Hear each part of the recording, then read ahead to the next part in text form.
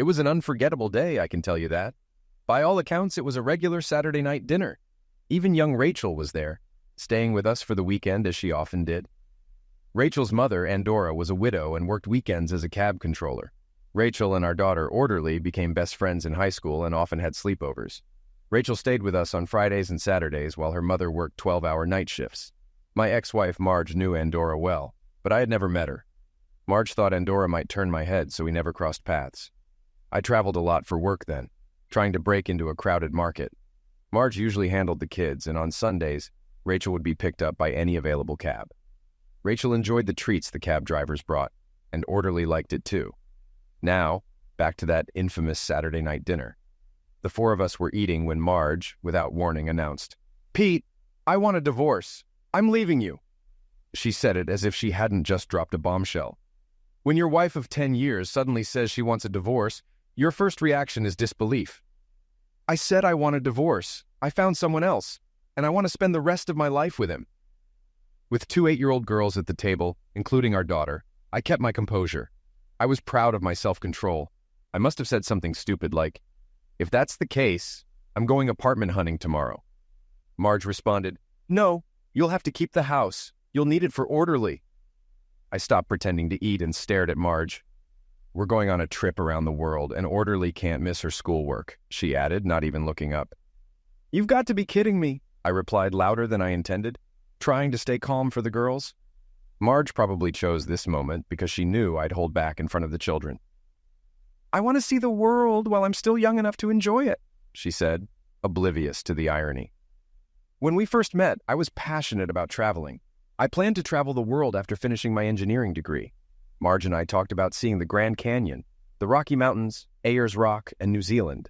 But Marge wanted to have children first. She said, "While I'm young enough to enjoy them." Irony or what? I thought I understood Marge's position. Her parents were old when she was born, so she wanted to travel the world once the kids were grown. Apparently, she changed her mind. Taking care of Orderly wasn't as fun as she thought. The pregnancy and birth were difficult, and she dropped the idea of having more kids without much discussion. I nearly broke down, but couldn't laugh out loud. Instead, I got up and started pruning the roses in the garden. After a while, I noticed Rachel and Orderly quietly helping. "Watch out for thorns, girls. You're not wearing gardening gloves," I warned. "We'll be careful, Dad," Orderly replied. "What's your mom doing?" I asked. "She's upstairs packing," Orderly said calmly. I was furious but didn't want to destroy the roses. I watched the girls and resisted the urge to confront Marge. How could any mother, especially my wife, do this to her child? "Sorry, Orderly," I said. "Why, Daddy? You didn't leave us. Mom did," she replied. "Most kids at school have dads who left. I'd rather stay with a dad who loves me than a mom who—" She didn't finish, and I still wonder what she meant. Marge always seemed to be a loving mother. Was I blind to something? I realized the girls were holding hands and working together on the same rose bush. I could hear Marge talking on the phone, probably to her new man. "Ice cream," I announced. "Let's get the biggest ice cream we can find, girls." They cheered, and we went to a restaurant for Sundays. It took them a while to eat, giving me time to process Marge's announcement and its consequences. Surprisingly, I didn't care that Marge was leaving. Any love I had for her vanished with her announcement. My main concern was childcare. I could take care of Orderly but needed help with school and vacations. My employers might help, but work hours clashed with school hours. I realized Rachel's mother would have to deal with her own problems while I managed mine. I thought I would have to call my sister Carol later to explain the situation. My only plan was to see if Carol could pick up Orderly from school, even though it would be a long drive. I called Carol, hoping she'd have a solution. "What did she do?" Carol shouted when I briefly explained Marge's statement, trying not to go into details in front of the girls. I realized I knew very little about Marge's affair. "Carol, Marge ran off with some guy and left us." "Who? What guy?" Carol demanded. "I have no idea. Just some Casanova, I guess." "His name is Ronald," said Orderly. "He's a library customer," added Rachel. Marge had been working part-time at the library. I repeated their words to Carol. "My problem is, I don't know how to handle picking up Orderly from school every day. I can drop her off in the mornings, but I can't finish work by 2:30. "It's okay, Daddy. Rachel's mom is picking me up," Orderly said. "It wouldn't be fair to ask her to do that every day," I replied. "Oh, that won't be a problem. We've thought of everything," Orderly explained. "Rachel will stay with us on weekends, and I'll stay with Rachel and her mom during the week. On Mondays, you can drive us to school, and Rachel's mom will pick us up. Carol, overhearing, said, I think it's a brilliant plan, Pete. Did you ask her? No, I've never met Rachel's mother. I had no idea if she would agree. The cab driver has been asking my mom to work on Sundays, Rachel joined in. Mom said she'd earn more working Sundays, but didn't want to impose on Orderly's mom. The kids have solved your problem. What does Rachel's mother look like? I have no idea. I've never met her. Well, you'd better go talk to her soon and see what she thinks of the plan. Carol then asked, Has Marge moved out yet? I have no idea. We're at a restaurant. I think she was packing when we left. Get some new door locks while you're in town. Call me if you need anything tonight. Frank and I can come over if you want, but we'd have to bring the kids. Thank you, Carol, but I don't think it will be necessary. The help I need is right here with me. The girls grinned at each other, then at me. Carol wasn't surprised or upset that Marge was leaving. They were never close. After finishing the ice cream, we went back to the car. I had to inform Rachel's mother that I'd be the only adult with the girls that evening and make sure she was okay with it. There are some strange people these days, and I hadn't met Rachel's mother yet. I pulled up outside the cab office and went inside to find Rachel's mother, leaving the girls in the car. I'm Pete Thomas. I'm looking for Rachel's mother, I said to the cabbie behind the counter. I vaguely remembered him from a Sunday pickup. Oddly, I didn't know Rachel's mother's real name. We always called her Rachel's mother, and Rachel called her Mom. The cabbie gestured to a door marked Ladies Only, with a paper reading Andora's office. The other cab drivers in the office went silent, focusing on the TV. After a seemingly long wait, Andora emerged. She was stunning, dressed simply in tight jeans and a blouse, yet looked like a runway model. Andora, there's a guy here to see you, said the cabbie. Hey, Pete, is something wrong? She asked, smiling but slightly concerned. Yeah, no, well, maybe, I replied nervously. Rachel is fine. I just need to talk privately. The cab drivers began to leave, but Andora told them to stay, and we went outside. What's up, Peter? You don't look too good, Andora said as she noticed the girls in the car and waved. Marge left me, I stammered. It was strange talking to Andora for the first time, especially since she recognized me. My God, poor thing, she reacted, then asked, Does this mean we have a childcare problem tonight? No, Andora. I just wanted to let you know I'll be watching the kids alone tonight. We've never met, and I thought you should know. Not so much. Rachel talks about you all the time. She treats you like a surrogate father and has a picture of you next to her bed. Oh my God. Where did she get that? Orderly gave it to her, I guess. Do you want me to take the day off and take the girls? No, I just wanted you to know. I'm fine looking after Rachel. I'm sure Rachel couldn't be in better hands, Peter, she said, taking my hand. I'll come and get Rachel in the morning. No, you need to get some sleep. Maybe stop by tomorrow so we can discuss the future. If you want, I can bring Rachel home. Oh yes, the future, Andora replied, looking concerned. Don't worry, we can work something out.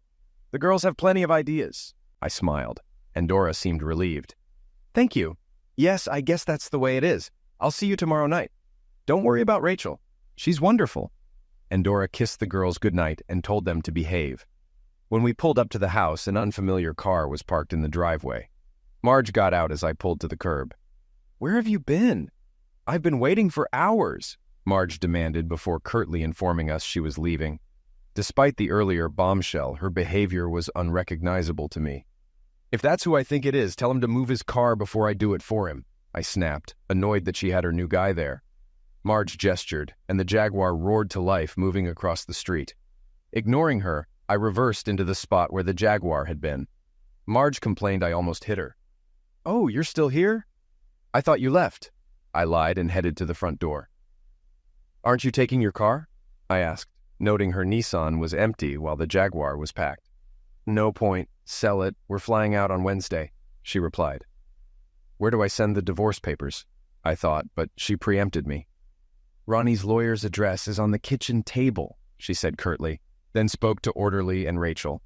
I didn't wait to hear the conversation and went inside with the girls following. They high-fived each other, but I ignored it.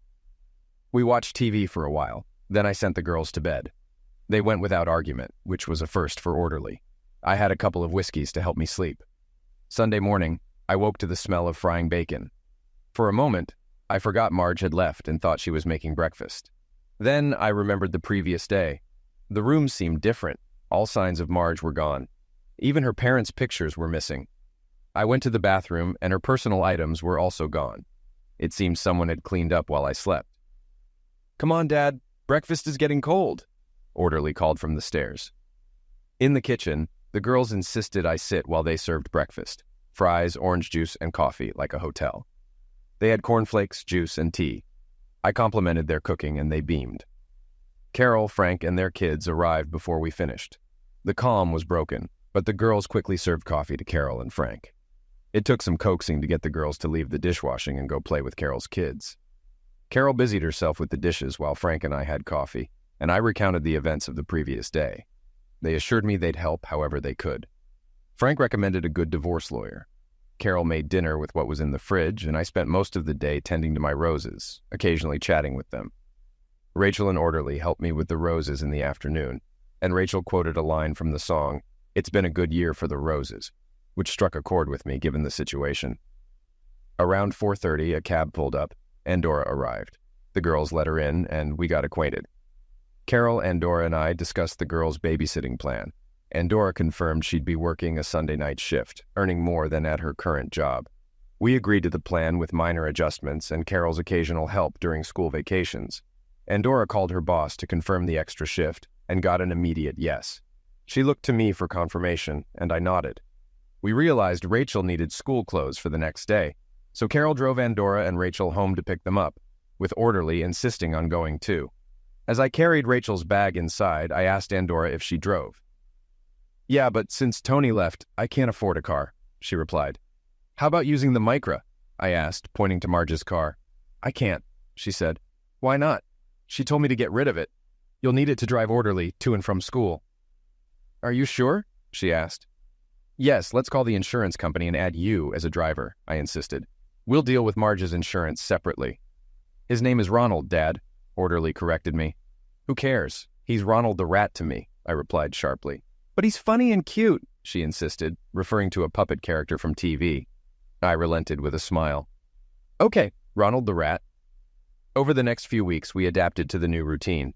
Carol and Frank often visited on Saturdays, checking the pantry and sometimes cooking lunch. Although housework wasn't my strength, I managed to keep things in order, and Carol never complained. Weekdays were lonely, but I adjusted. Fridays were a highlight when I came home to Andorra and the girls. Andorra often cooked for us before her Friday night shift. The hardest times were coming home to an empty house and waking up alone, dealing with the resentment toward Marge. After years of marriage, waking up alone every morning took some getting used to. There were complications with the divorce. Marge and her new man had left the country, traveling extensively, making it hard for her attorney to reach her. I learned that his ex-wife was demanding child support and had blocked his UK accounts. I helped by informing her attorney of Marge's whereabouts whenever she called Orderly. Credit goes to Orderly for prying out that information and passing it on to me. Whether Orderly knew why I needed the information, I'm unsure. The difficulties Marge's attorney faced worked in my favor. At a court hearing, Marge's solicitor asked for another adjournment, claiming he was waiting to hear from her. The judge, frustrated, asked if I knew where Marge was. "I'm sorry, sir," I replied, standing up. "I haven't spoken to my wife since she left us." I didn't mention Marge's calls to Orderly every 3 weeks because the judge didn't ask about that. The judge noted Marge's unreasonable behavior for not communicating with her attorney and suggested I had grounds for desertion. He granted my divorce and gave me full custody of Orderly. "I don't see how joint custody can work if Mrs. Thomas can't communicate with her attorney," he said. "Mr. Thomas, I grant you full custody and terminate Mrs. Thomas's parental rights, with one condition." He told Marge's attorney to inform her she had 21 days to appear in court if she wished to contest. The judge then addressed me again. "It surprises me you haven't demanded child support from your wife." "Frankly, Your Honor, I don't see much chance of collecting it unless Marjorie returns to the country," I replied. The judge ordered a nominal £100 monthly support, doubting I would ever receive it but setting a precedent. He advised my legal representatives to verify any assets Marge might have in the UK. I walked out of court as a single man with full custody of Orderly and rights to any property Marge had in the country. I never bothered to look for it. On Monday, I noticed an international call on the log from the day before, likely from Marjorie. Neither Orderly nor Rachel mentioned the call or Marjorie's location, which was unusual. I figured it out but didn't dwell on it, focusing instead on our new routine. As time went on, Marjorie's calls to Orderly became less frequent. I wasn't surprised. They were one-sided, aside from Orderly's subtle inquiries about Marjorie's location, which ceased once her boyfriend's divorce was settled. Somehow, Orderly and Rachel knew about it, likely through school connections. The divorce was finalized about 4 months ago. One Saturday, while at a movie and having burgers, Rachel announced she and her mother would move soon due to a rent increase. I didn't realize this was part of a larger plan. It turned out the girls had plotted to have Andorra and Rachel move in with us. At dinner one Friday, Orderly casually asked Andorra if she found an apartment yet. Rachel then exaggerated horror stories about their search. Orderly suggested, "We have a spare room. Why don't Rachel and Aunt Andorra move in with us?" I thought Orderly's idea made sense, saving Andorra from rent and reducing our running around. I looked to Andorra for her thoughts, but she avoided eye contact. I didn't want to reject the idea outright or put Andorra in an awkward spot, so I tried to be cautious. "Well, sometimes people might get the wrong idea about a man and woman living together," I said. Andorra laughed. "Geez, Pete, you sound like a prude." "I was just thinking of your reputation." "My reputation? You're kidding me. I already face rumors at my apartment because I'm away every weekend and drive a new car. People think I'm doing something else." "You're kidding," I said. "No, they even wrote to my landlord. I told them I work at a cab company, but the rumors persist." "You need to get out of there." "I know, but finding an affordable apartment is tough." "What about Orderly's idea? There's plenty of room." "Yeah, you're right. Without the girls, this place is like a morgue. And you're not a bad cook." "Should I take that as a compliment?" "Yes. The room is yours if you want it, Andorra. The girls seem excited." "We'll need to discuss rent," suggested Andorra. "No need. I don't like housekeeping, and you're a better cook. Maybe you'll handle cooking here." "I'd pay for utilities and housekeeping," Andorra insisted. "We'll discuss that later. Are you sure you want to move in?" "If you're inviting us, then yes, we'd love to." "Then it's settled. When do you want to move in?" "Well, our apartment is furnished. Don't worry. Most of my things can be thrown away. I sold the good stuff years ago after Tony left when I needed money." So, we agreed. Andorra and Rachel moved in with Orderly and me. "What happened?" I asked Andorra, but her look told me she'd explain later when the kids weren't around. I knew her husband had died in a traffic accident years ago, but didn't know the details. Later, while walking Andorra to the car, I heard a distinct smack and saw Orderly and Rachel looking innocent. Andorra and Rachel moved in the following week. Most of Andorra's furniture was discarded, but some items made it into the house, with others stored in the garage. Her TV and music center ended up in the girls' room. The house felt like a home again, and my mood improved noticeably. I stopped going for after-work drinks because I had bedtime stories to read to my 2 daughters. My traveling days ended when Marge left. My boss started sending others on trips, and I stayed home. Shortly after Andorra moved in, I began to fall for her, though I tried to hide it. Andorra, a year younger than me, always looked immaculate and had a great sense of humor. She never resented the girls or me, and even tolerated my quirks. I realized I loved her from the moment I met her. Carol noticed first. That Christmas, while setting the table with Carol, she asked, "Have you told Andorra yet?" "Told her what?" "That you're in love with her, you fool," Carol said. "Don't be silly, Carol.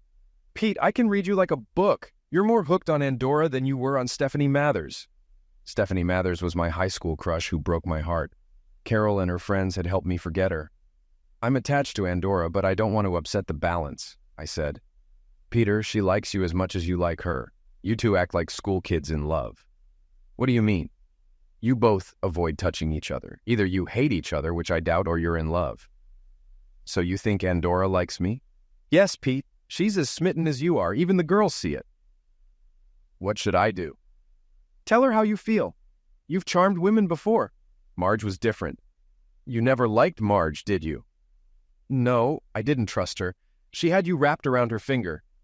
But those 2 little girls love you, which I never thought Marge did." "Marge loved me when we married." "Think what you want, Pete. Now, there's a woman in the kitchen who loves you. Find a way to melt the ice." Just as our conversation started, Andorra walked in to check on dinner preparations, forcing Carol and me to change the subject. During dinner, Carol kept giving me meaningful looks and shared a private joke with Orderly and Rachel. Over the next few days, I nearly brought up Andorra several times, but always hesitated. On New Year's Eve, Andorra was working, and Carol and Frank took the girls so I could go to a party with office friends. Reluctantly, I agreed. Around 4 a.m., the party wound down. I called a cab, and Dora answered. "Hey, gorgeous, can you send one of the guys to take me home?" I slurred. "Are you mad, Pete?" Andorra replied. "I had a hard time deciding which phone to call," I joked. "Try not to throw up in the car," she warned, laughing. Phil, the driver, arrived and helped me into the cab. As we drove, I realized we weren't heading to my house. "You're going the wrong way," I muttered. "You need someone to put you to bed, and it won't be me." "I think I know who will volunteer," Phil replied. I must have fallen asleep because the next thing I knew, Phil and Dora were helping me out of the car, and Dora clung to my arm, helping me to the door. Phil helped me upstairs, and then Andorra began loosening my clothes to make me comfortable. Intoxicated, I saw this as the perfect opportunity. Andorra leaned over me, and I muttered, "You know, you're one hell of an attractive little Andorra." "What does that mean?" she asked. "That you're good enough to eat, and I'm hungry," I slurred with a smirk. "How much have you had to drink?" she asked. "Not enough." "Jesus, Pete, you're as drunk as a newt." "Yeah, but if I drank a little more, I'd have the courage to tell you how much I love you," I confessed. "I'll believe it when you can tell me sober. Now get some sleep, and we'll see how you feel in the morning," Andorra said, smiling. She stood to leave, but I grabbed her arm, pulling her gently onto the bed beside me. She didn't try to get up, and I soon dozed off. The next morning, sunlight pouring in worsened my hangover. Disappointed, I found Andorra was no longer beside me. I tried to lift my head and groaned in pain. "Here, have a drink," I heard Andorra's voice behind me. "What is it?" I asked, shielding my eyes from the sunlight. "It can't be poison until you marry me. I need life insurance on you first," she joked. "How do you know I won't bump you off first?" I replied, trying to be witty. "You can't. You have 2 daughters to look after," she said with a smirk. "One of them is yours," I reminded her. "They think of themselves as sisters and see you as their father," she noted. "And you're like Orderly's mother now. She's called me Mom several times recently," I added. "I hadn't noticed," she said, sounding surprised. "And Rachel's been calling you Daddy for a month now," I informed her. "Really? Did she?" she asked, astonished. "Yes, even Carol and Frank noticed," I confirmed. "Did you discuss it with Carol on Boxing Day?" she inquired. "I discussed a lot with Carol," I replied. "Is she already planning her wedding outfit?" I joked, despite my hangover. Andorra sat holding the drink she prepared for me, looking confused. "So, are you going to marry me or not?" I asked, breaking the silence. "You didn't ask me," she pointed out. "I wanted to know your answer before I asked. It's less embarrassing if I get rejected," I explained. Well, you wouldn't look foolish if you asked," she replied thoughtfully. "But," I prompted, "but I have a confession. I'm not a widow. Tony's not dead. Legally, I was never married to him," she revealed. "I'm confused," I admitted. "Tony was a bigamist. He was already married when he married me, so our marriage is null and void," she explained. "Wow, so you're not a widow and never married?" I clarified. "Yes, it's easier to tell everyone I'm a widow," she admitted. "In that case, would you do me the honor of—" I started, but we got distracted and spent the next hour kissing and hugging, almost forgetting my headache. By the time Frank brought the girls home at 3 p.m., Andor and I were in the kitchen, planning how to tell the girls. They seemed to understand immediately, likely because Andor was almost sitting on my lap. They hugged us both, and when Frank entered, he said, "Congratulations. When?" We set a date for mid-February and planned a modest celebration, though the girls wanted something more extravagant. We settled on an average-sized event with the wedding at the registry office and a small reception afterward. Neither of us had many living relatives, and the registry office avoided the complications of public announcements, keeping things simple for Andor, who was supposed to be a widow. After Frank went home, Andor had the delicate task of submitting her resignation to the taxi company's supervisor. She wouldn't work night shifts due to personal preferences, which irritated me because I disliked sleeping alone. We decided to sleep in separate bedrooms until the wedding to set a good example for the girls regarding extramarital lovemaking. Still, I developed the habit of coming home for long lunches once the girls were back in school, improving my mood significantly. The following weekend, Andor worked her last shifts at the taxi depot, bringing home numerous flowers and chocolates from her colleagues. That Sunday night, several drivers and their wives invited us for dinner and fun at a local pub, making cabs scarce in town. The wedding arrived quickly and went smoothly. Our girls were perfect bridesmaids, and Andor looked stunning. We spent one night in the honeymoon suite at the luxury hotel where we held the reception, while Frank and Carol took the girls home. Our plan was to spend most of the school summer vacation traveling with the girls. That first year, we spent 5 weeks driving around Florida, the Caribbean, and Southern California, seeing and experiencing as much as possible. A week or two after the wedding, I noticed something was wrong when I got home from work. The girls were happy, but Andor seemed upset. After the girls went to bed, she told me what was bothering her. "Does Rachel know Tony isn't dead?" Andor asked. "How did she know?" I was shocked since we had never discussed it around the girls. Andor explained that the girls often hid pictures of Marjorie and Tony in their drawers. When asked why, Rachel said, "They don't need us. We don't want to look at their pictures." Rachel knew her father had not died in a traffic accident but had run away, though she didn't know why. Andor decided not to explain further to avoid telling Rachel she was technically illegitimate. Surprisingly, Rachel didn't seem bothered by the truth, which I thought helped the girls feel closer. Andor turned out to be an amazing wife and mother. She was patient with the kids and me, even when things got hectic at the office. Despite my flaws, Andor never mentioned them and had a wonderful sense of humor, often teasing me playfully. Our nights, though sometimes tiring, were filled with love and laughter. By early summer, Marjorie's calls to Orderly had almost stopped. Orderly, angry at her mother, became more persistent when Marjorie did call. Andor and I had to reprimand her for calling Andor new mommy during these conversations.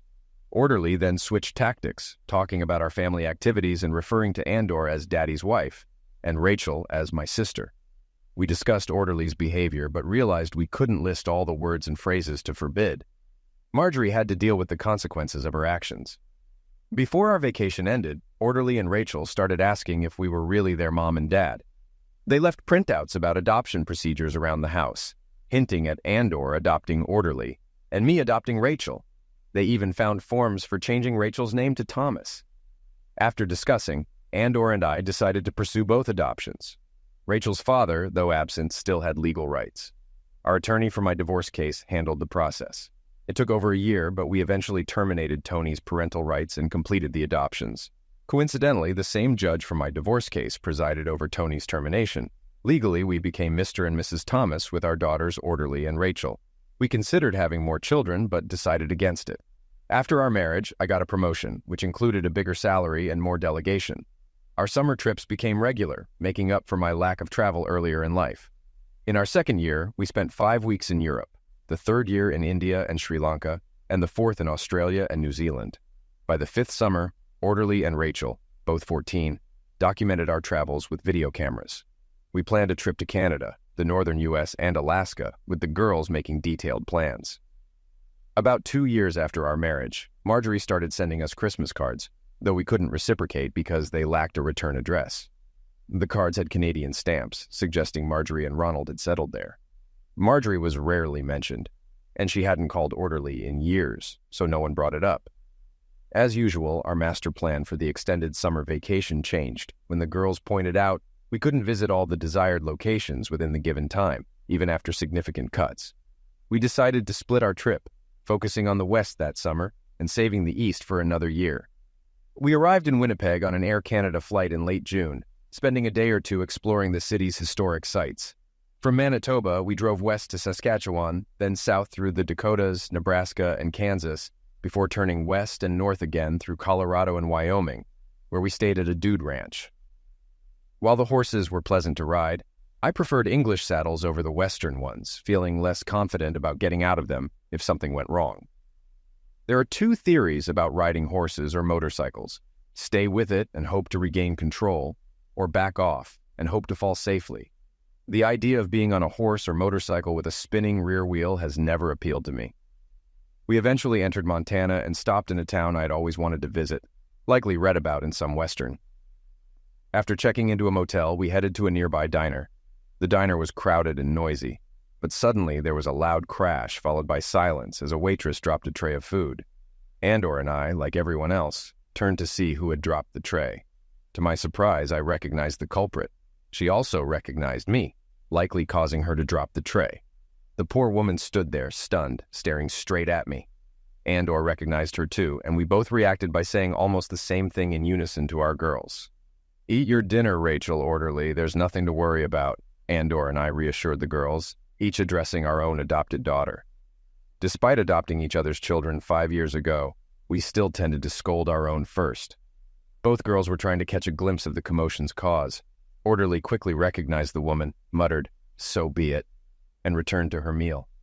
Rachel stared a bit longer, then looked at me, smiled, glanced at her mother, and resumed eating like Orderly. The other diners, realizing the incident was related to us, stared, but we ignored them and continued our meal. "I guess the grass wasn't as green as it looked," Andor whispered as we headed to the car with the girls. "What do you mean?" I asked a bit curtly. "If she's working here, she's likely no longer with Ronald. One of them probably cheated," Andor explained. "Once a cheater, always a cheater. But she didn't cheat on you. She dumped you and Orderly. Leaving her daughter is like cheating." "Either she couldn't stay faithful or he couldn't," I replied. "Does it matter?" Andor asked. "Only if she tries to cause trouble now. Orderly's been through enough," I said firmly. "It's too late for her to cause trouble. Orderly handled it better than you did. After all, the girls—" Andor began. "Don't say that, Andor. I know what the girls did, and I'm glad we have such clever little manipulators." "I just wonder how far their plans go," I interrupted. "What do you mean?" Andor asked, looking puzzled. "Nothing major, just that they seem to be working to a plan.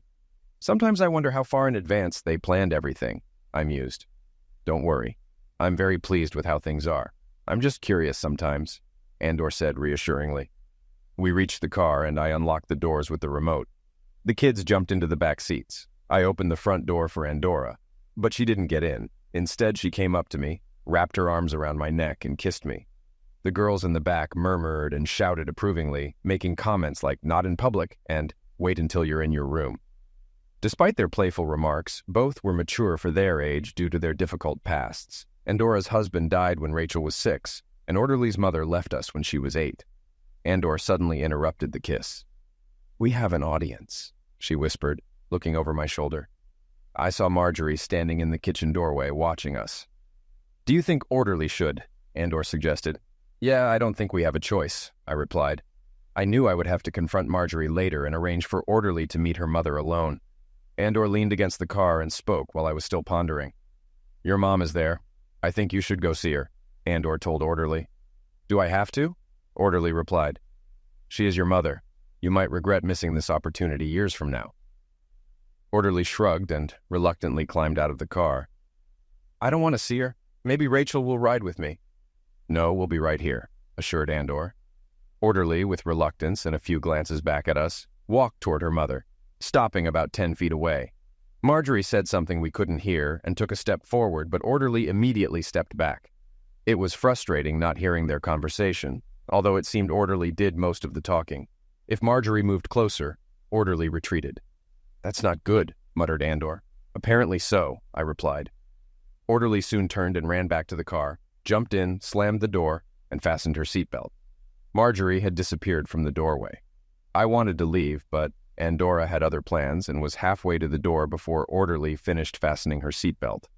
I waited for about 10 minutes until Andorra returned. I gave her a questioning look as she got in the car.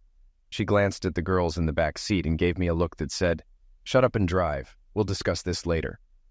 After lunch, we planned to stroll along the river path and see the waterfalls that the town was named after. We thought the hydroelectric dams had diminished their original splendor, but they were still impressive. As usual on these walks, Andorra and I never overdo hiking if we can avoid it. 2 girls went ahead, giving Andorra and me a chance to talk. "So, what did she say?" "He left. Dumped her 2 years ago for some waitress in this town, just as we suspected. But I wonder why she didn't go back to the UK. He left her with the motel bill. The motel needed help in the restaurant, so she stayed to work off the bill. She's sharing a room with another woman. They both work in the restaurant during the day and serve drinks at the bar at night." "Sounds like fun. What else is she supposed to do, Pete? Gets herself laid every night by some barfly, I suppose." "No need to be nasty, Peter. Marjorie made a mistake, and now she's paying for it. Anyway, you'll meet her when she finishes work at the restaurant at 6 o'clock. She only has a couple of hours before her bar shift, so you can chat while I take the kids out for a bite." "Andorra, what the hell am I supposed to tell her?" I asked, exasperated. "You need to finish, Peter. No matter what you believe, you need to sit down and talk to her. Remember, she's Orderly's mother. Do you wish she remembered that Marjorie said the same thing?" Andorra advised, her tone calm but firm. "Peter, She regrets her actions and wants to apologize to Orderly and you. But I don't think Orderly is ready to accept that yet. That was clear at lunch. But in time, I'm sure she will. We just have to make sure we don't lose her again. Andorra continued, her voice gentle. Are you being magnanimous about all this, considering what Tony did to you? I asked, skeptical. Pete, is there any point in going through life with hate? What Tony did to me is worse than what Marjorie did to you or Orderly. For a while, I hated him and the other women he tricked into marrying him. Then one day, we were all sitting in the waiting room at the police station, and I realized we were all in the same boat. We had all been tricked and were not to blame. So we became friends. Tony, what's the point of cursing the idiot? If he shows up, I'll report him to the police. But I'm not wasting time hating him. I have more important people to worry about, Andorra said with conviction, pulling me to her and kissing my cheek. Besides, think about it. If Marjorie hadn't run off with that what's-his-name, where would we be now? She added. Good idea, Andorra, I conceded. I know, my love, we'd better hurry. It's 4 o'clock now, she said, glancing at the time. I was waiting in the restaurant parking lot when Marjorie came off duty. She came out with another, very dark-haired woman who scrutinized me before going her way. Marjorie looked nervous, not like the confident woman I last saw in the kitchen laying down the law all those years ago. She still looked quite attractive, though. Hi, Peter, thanks for coming. Marjorie greeted me, her voice tentative. The bar must be quiet now. Why don't we go there and talk? I didn't respond, but gestured for her to take the lead. I followed Marjorie to a booth at the back of the bar. It was obvious we were expected. I noticed the dark-haired woman behind the bar talking to the bartender as we entered. All the booths next to ours were empty. The dark-haired woman walked over and set 2 beers on the table, then said something to Marjorie in Spanish. Marjorie nodded in response. I assumed she had picked up the language during her time here. You wanted to see me, Marjorie? I said, reminding her that I hadn't asked for this meeting. I just wanted to say I'm sorry, Peter, she finally whispered. I just now caught her words. No, you've done me a great favor, I replied. Come on, I'm not cut out to be a bloodthirsty diplomat. Yes, Andorra got the better end of the deal, Marjorie said bitterly. I should have realized she'd latch onto you as soon as I left, she replied bitterly. It was the other way around, Marjorie. As soon as I laid eyes on Andorra. I wasn't quite sure how to end that sentence. Maybe I thought if I had met Andorra before Marjorie left, I might have been the one to walk away. Maybe I'm wishful thinking, but I doubt I would have done that. I'm too bound by duty and other things to act so selfishly. Sometimes you wonder if this is a failure. What happened to Loverboy, after all? I asked Marjorie. And where did that creep get all his money? You know, he left his wife and kids without a penny, so she seized all his bank accounts. Ronald's money? What a joke. You mean everyone else's money? He was a crook, Peter. He's wanted everywhere. I wouldn't be surprised if that's why he left me. In the end, I helped him with some scams, and we had to leave Argentina quickly when my picture was in the local papers. I think he crossed into Canada when he found out the FBI was looking for him at the motel, coincidentally with one of the waitresses from the diner. Ironically, I'm now doing the job of that waitress. Wasn't the FBI after you? I asked. Pretty much, yes, Marjorie replied. But I made a deal with them. If I'm willing to testify against Ronald when they catch him, they agreed not to throw the book at me. In return, I got a slap on the wrist, 2 years probation for aiding a fugitive. I'm stuck in the country until they find him and have to report to the authorities every week. But it doesn't interfere much because Buster, the deputy sheriff I report to, is here or at the diner most of the time. Are you still in debt? I inquired. I was drowning in it. I signed over almost everything, including Ronald's rental car, and the woman drove off in it. I've nearly paid it all off, but there's still a few $1,000s left, she admitted. No, Pete, I can't, Marjorie protested as she saw me pull out my checkbook. For once in your life, do as you're told, Marjorie, I said sternly. Okay, I'll write this for £5,000, about $10,000. That should get you out of debt and give you something to lean on if you need it. If you decide to return to the UK when they catch him, we'll help you find a place and get settled. But don't think this gives you the right to interfere with our family. You know the courts have stripped you of all parental rights to Orderly, don't you? She made that clear to me this morning, Marjorie confirmed. Oh, I'm sorry. That's not why we sent her, I explained. I realized that when Andor walked into the kitchen. Pete, I was stupid. I never meant to hurt you and Orderly like that. I got swept up in Ronald's exciting stories. It wasn't worth it, she confessed. I assure you, Marjorie, that was a long time ago. I'm just glad you're safe. But Orderly and I have a new life now, and you are no longer a part of it. Andor and I will try to ensure Orderly keeps in touch with you, I said firmly. That's more than I deserve, Peter, and I really don't deserve this check, Marjorie said, shaking her head. Well, you'd better take it. It will ease my conscience a bit. When we leave tomorrow morning, we'll come to the diner for breakfast. Perhaps we can get Orderly to speak to you civilly once more, I suggested. I don't deserve your kindness, Peter, she repeated, her voice wavering. No, Marjorie. I had to make my point, even if I tried to convince myself otherwise. But you're Orderly's mother, and there's nothing I can do about it. Now, if you don't mind, I'd like to get back to my family, I said, standing up. Sure. I'm sorry, Pete, she said softly. I got up and walked away without looking back. When I found the girls, they were all waiting for me breathlessly. I took Andor aside and briefly told her about my conversation with Marjorie and the money I gave her. She doesn't deserve you, was Andor's only comment when I mentioned the check. That's pretty much what she said, I replied, kissing my wife. But you want to thank you, was all she replied to the remark. Later, I contacted Orderly alone and was about to start the "you only have one birth mother" routine when she informed me that Andorra and Rachel had already arrived. From that point on, the conversation didn't go as I had planned. Orderly said she would talk to her mother the next morning and would try to keep her mouth shut. She added that she wouldn't be alone with her mother and that Rachel or I would have to be present. When I asked why, she curtly replied that one of us was always present during the funeral. I didn't know how to respond, so I left it at that. The next morning, Marjorie, Orderly, and Rachel sat at a nearby table and talked for a long time. I can only assume Marjorie's friends were covering for her because I'm sure she had work to do. The only part of the conversation Andorra and I overheard was two kids raving about how well the roses were growing in the garden at their house. All three of them smiled most of the time. As we drove away, Marjorie walked to the car and kissed both girls goodbye. She then turned to Andor and me. These two are very lucky. They have found themselves the best mom and dad in the world. She said this somewhat unexpectedly, taking me by surprise, then turned and ran back into the restaurant. I guess she cried on the run. I kissed my wife. Then we got in the car and drove north to the Calgary border. From the way the kids were looking in the rearview mirror, I don't think they were looking back or particularly concerned that we had left this town behind. After we returned home that year, Marjorie kept in touch with her.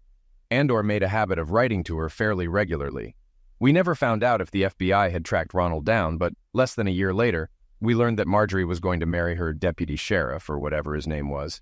We had a family gathering, and after much heartache, it was decided that we would decline the invitation to Marjorie's wedding.